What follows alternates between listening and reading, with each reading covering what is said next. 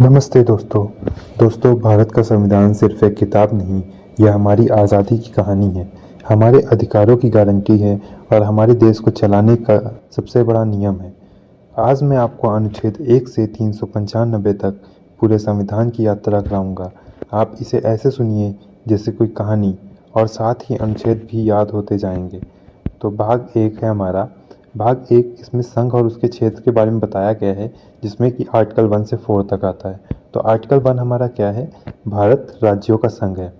भारत को union of state कहा गया है, मतलब भारत एक देश है लेकिन इसके अंदर अलग अलग राज्य हैं। ध्यान रहे, कोई भी राज्य भारत से अलग नहीं हो सकता। आर्टिकल 2 नए राज्यों को संघ में शामिल करना। संसद चाहे तो नए राज्य भारत में शामिल कर सकती है, जिसे 1975 में सिक्किम को भारत में जोड़ा गया। अनुच्छेद 3 नए राज्य बनाना या सीमा बदलना। संसद चाहे तो नए राज्य बना सकती है, पुराने राज्यों की सीमा बदल सकती है। उदाहरण के लिए आप देख सकते हैं उत्तराखंड, जो कि 2000 में झारखंड, छत्तीसगढ़, उत्तराखंड बने। आर्टिकल 4 जब संसद नए राज्य बनाती है या सीमा बदलती है तो संविधान में संशोधन की ज़रूरत नहीं होती। नेक्स्ट हम भाग 2 देखेंगे। भाग 2 नागरिकता से संबंधित है। इसमें आर्टिकल 5 से 11 के बीच में आते हैं। तो आर्टिकल 5 अनुच्छेद 5 हमारा है, संविधान लागू होने के समय भारत का नागरिक कौन होगा यह तय करता है। अनुच्छेद 6 जो है वो भारत पाकिस्तान से आए लोगों की नागरिकता के बारे में है। जो लोग भारत आए उनकी नागरिकता मिली। अनुच्छेद 6 जो लोग पाकिस्तान चले गए और वापस आना चाहते थे उनके लिए नियम बताता है।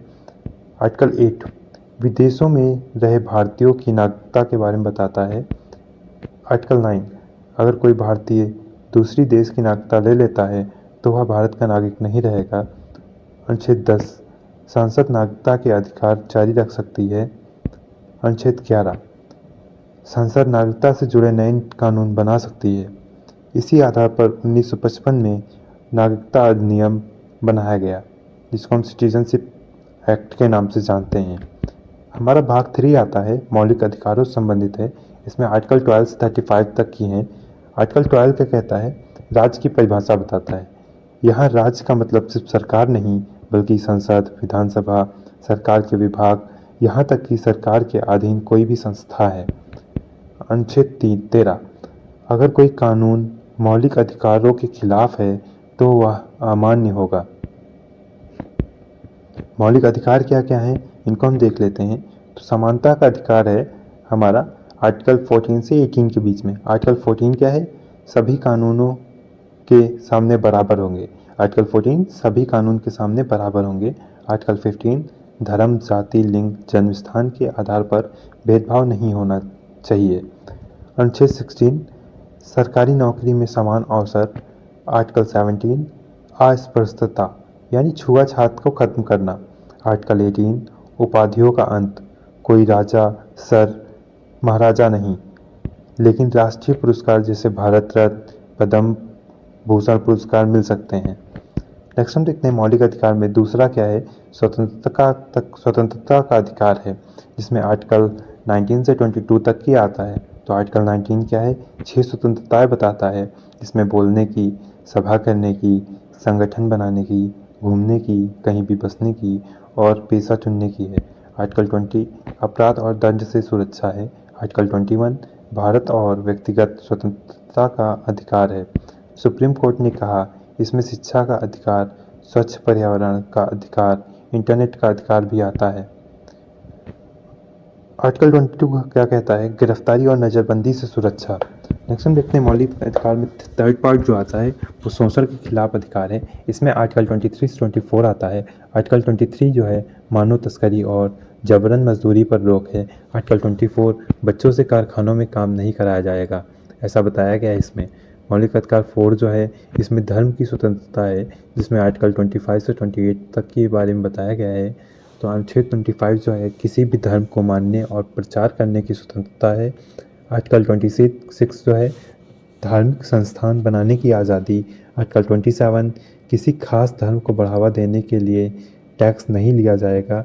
आर्टिकल 28 सरकारी स्कूलों में धार्मिक शिक्षा नहीं होगी। नेक्स्ट हम देखते हैं इसमें मौलिक अधिकार के अंतर्गत सांस्कृतिक और शैक्षणिक अधिकार है, जिसमें आर्टिकल 29 और 30 दिया है। आर्टिकल 29 अल्पसंख्यक अपनी भाषा और संस्कृति बचा सकते हैं।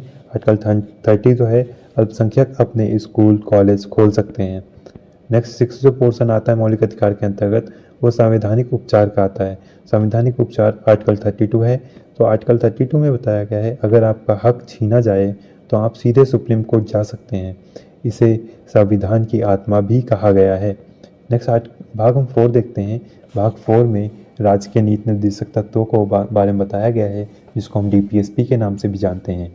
इसमें आर्टिकल 36 से 51 है। ये सरकार के लिए गाइडलाइंस हैं, इन पर अमल करना सरकार की जिम्मेदारी है।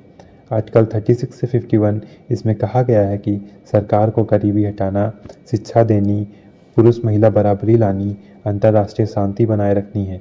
उदाहरण के लिए हम देख सकते हैं मुफ्त शिक्षा, पंचायत व्यवस्था, गरीबों के लिए योजनाएं, सब DPSP की देन है। नेक्स्ट हम आर्टिकल 4A यानी भाग 4A देखते हैं, जिसमें मौलिक कर्तव्यों के बारे में बताया गया है, जिसको आर्टिकल 51A भी हम कहते हैं। तो 42 संविधान संशोधन जब हुआ उसमें ये जोड़ा गया था क्या क्या कर्तव्य होते हैं। हर नागरिक के कुछ कर्तव्य होते हैं, उनको हम देखते हैं। तो संविधान का पालन करना, राष्ट्रीय ध्वज और गान का सम्मान करना, पर्यावरण बचाना, भाईचारा बनाए रखना, देश की रक्षा करना। तो यहाँ तक कि हमने आर्टिकल 1 से 50 तक की पूरे कर लिए।